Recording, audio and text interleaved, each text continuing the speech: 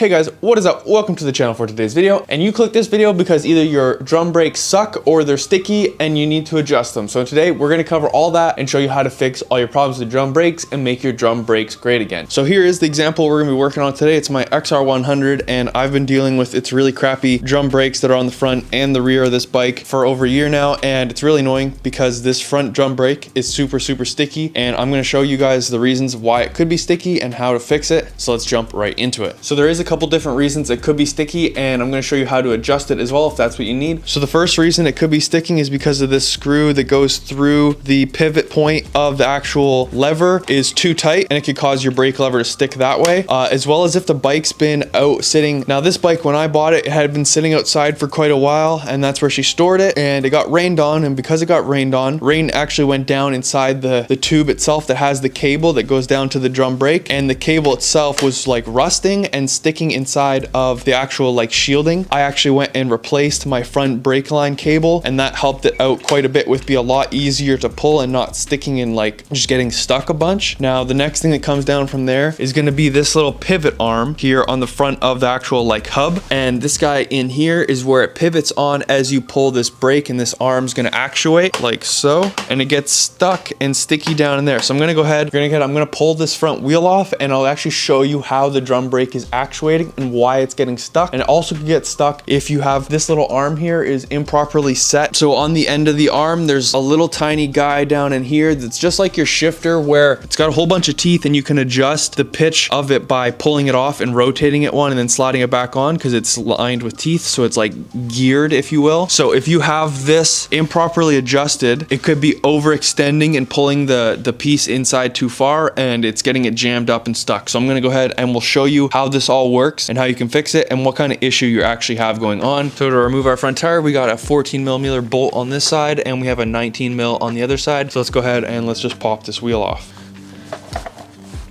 Okay, now we're gonna pop this guy out here, which is the hub, which has your brakes. Now, one of the reasons that your drum brakes could suck is because you've actually worn out the inside of this hub, and you've just worn it away so much that the pads can't really contact the outside of the hub. So that could be something you have to replace, is the entire hub of the wheel, if your drum brakes suck and you've already replaced the pads. So now you can see here we've got our drum assembly. Now the special piece that's making this stick, and this is odds are what your issue is this guy right here. So as we pull the brake lever, you can see this piece tries to rotate and spread the pads apart. But you can see how it spreads it apart. Oh, and there you go, you can see it's gotten stuck. So what happens over time is, as this gets corroded and beat on and rained on, is the actual piece of barrel here inside the drum that spins just gets gummed up and super sticky. In order to fix that, we just gotta pull these pads off and then remove this drum piece. Now another thing you do want to check while you're in here is just how much brake pads you have left, because if you don't have any pad left, well, of course your drum brakes are going to suck. So as you guys can see here, it comes and tapers out towards the edge. Now if this was all just metal and there was none of this pad left up here, obviously you need to change out these brake pads. Now to change out the brake pads, we're just going to go ahead and pull out these two springs here. Now here you can see the piece I was talking about when you adjust, is you would take this little bolt out here and you can pull this arm off and then change the positioning on this little gear here. This is what's going to change how much brake is actually being applied and how much it's splitting apart the pads to push against the drum of the front brake. Now it's the same idea on the rear brake. It's the same actuation of this piece here spreading apart, and that's what pushes the pads against the drum.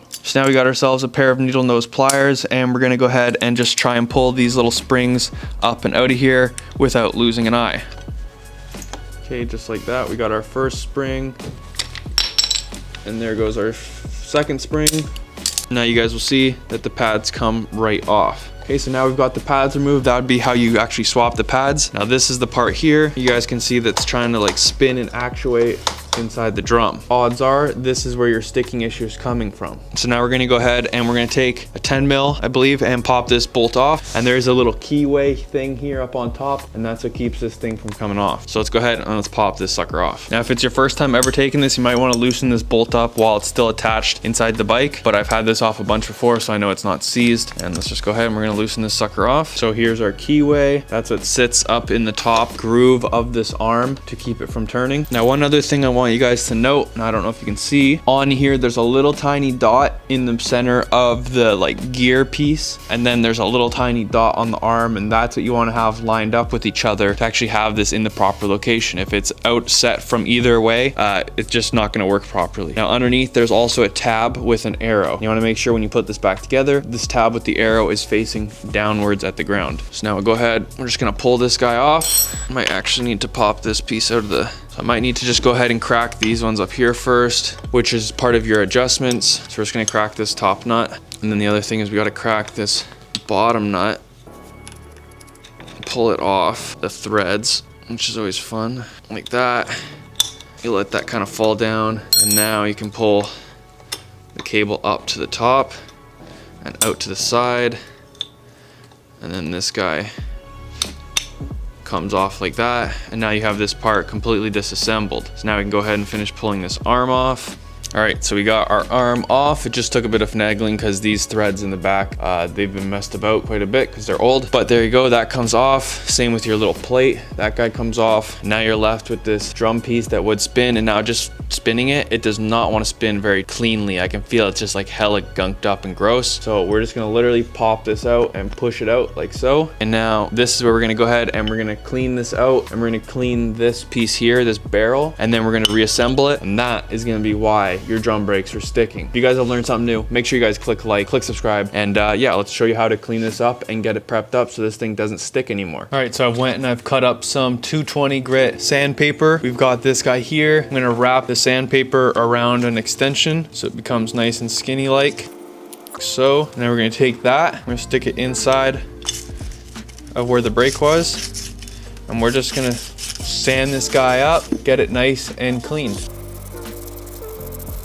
Much better. Now I can already see that it's nice and shiny inside of there, which is great, exactly what you want.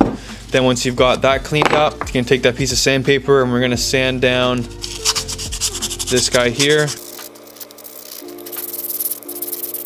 Much better. Now it's nice and smooth and we can see metal again. It's no longer like super corroded and rusty, and see all of our rust is now inside the sandpaper. Cool. Now that goes in there. That should be nice and fresh. Oh man, and now it turns like absolute butter compared to before. Before it was like crunchy and gross feeling. Now this thing just spins no problem. Now to prevent this from happening again, or at least in the short time anyways, we're gonna take some Never Seas here, which is pretty much just like a grease, and we're just gonna smother some Never Seas on the drum here, this barrel, whatever you wanna call it. And this is gonna stop it from rusting out, and it helps keep moisture out. So it'll keep it spinning nice and smooth. So now we go ahead, take this, we're gonna stick it back in there. Now it's got Never Seas, and oh yeah, buddy. Now that's crispy, there's no grinding sound, and it's like butter, smooth as butter. So now let's go ahead and start throwing this back on the bike. So we're gonna do the same thing we did prior, and we're gonna go ahead and stick these back on. So we're gonna lay our drum brakes up on. We're gonna stick the side that has the cutout with the original nub, and the flat end goes down with the piece we just removed. Now the fun part is going to be getting these springs attached back in. So we're probably going to go like this. We're going to get the one started that goes in the back side, and we're going to just manually pull that apart like so. Now the other one, they're stick in the back side. Same thing, grab our needle nose pliers. Watch your eyeballs, kids, as they're springs, and anything that's sprung can spring out and get you in the eye. Just like so. Now we got our drum brakes back on. Just make sure they're sat down in there correctly. You should be able to see on this plane that it is straight and that there's a nice gap in here all the way around. They're not crooked like this or like this. You're right, you want to make sure that they're both flat. This piece should be in here like this, nice and flat, laying down, not sideways. So down like this is how it works. Now we're gonna start by putting our little cap back on. So we're gonna lay it up how it should be. It would be kind of like something like this. So we're gonna go ahead and we're gonna set this cap on. We're gonna take our arm, we're gonna stick this back on. We're gonna line up. So I've put this on already upside down. I can tell because the dots are opposite. So we're gonna come back over here, we're gonna open this up, and we're gonna see if we can do this. I might have to take the spring back off. Okay, I gotta take the spring back off. One sec. All right, there we go. We've swapped it around. Actually, I believe the dot and the arrow and the arm all line up facing downwards. There you go. Now you got the dot, that, and the arrow all facing downwards. This arm now, when it's in there, actuates smooth as butter, which is awesome. Super stoked on that. We've got our dot, and our arrow all facing downwards. So now we can go ahead and we can go ahead and apply it and stick it back into the forks. So first we're gonna need to go ahead, and this guy needs to slide in here.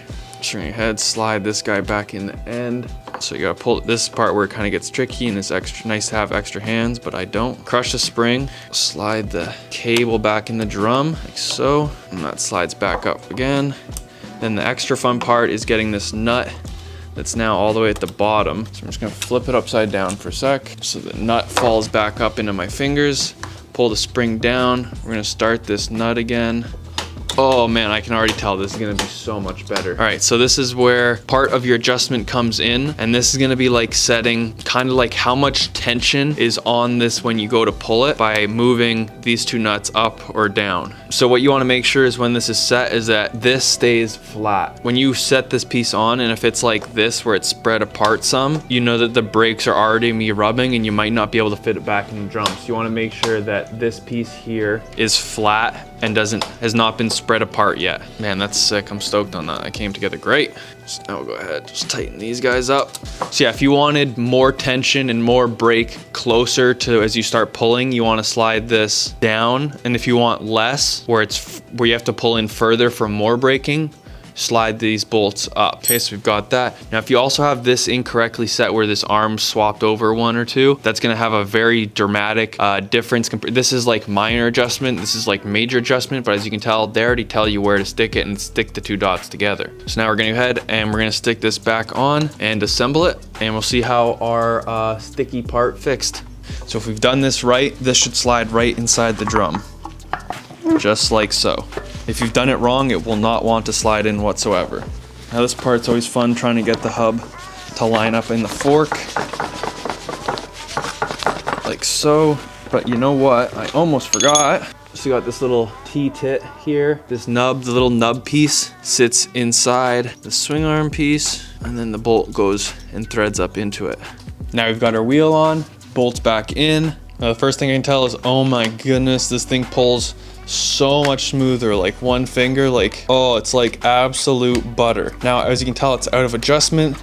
So now I go ahead and I'm gonna need to adjust the brake. All right, and just like that, now we've got a fully functioning front brake. Now, once you've set in kind of your main adjustment, which is gonna be these two nuts here, and once again, I told you if you wanna set more, it needs to be lower. If you want the brake to be looser, then you move it higher. Once you've kind of found your happy medium spot here, which is about there for me, down towards the end, what you wanna do if you wanna adjust and change where it actually grabs the hardest at the lever. So if you want minor adjustments on your front brake, it's gonna be this guy here. Now, as you screw it out, that's gonna pull the lever forwards to where it bites. Now, if you want it to be closer in where the main bite is, you're gonna screw this guy inwards. So as it screws in, it's gonna pull in closer to the handlebar. Now, I like it that I can have my hand here, and when I pull it all the way as hard as I can, I still have room between my knuckles, so I'm never crushing my hand, and that's with full brake applied. And now it doesn't stick at all, and it's super buttery smooth. So I hope today's video has helped you guys out on showing you how to fix and minorly adjust your drum brakes and how to turn them from sucky to not so sucky. So if you guys enjoyed today's video, make sure you guys leave a like, subscribe down below, leave a comment, and I will see you guys in the next one. Peace out. Thank you.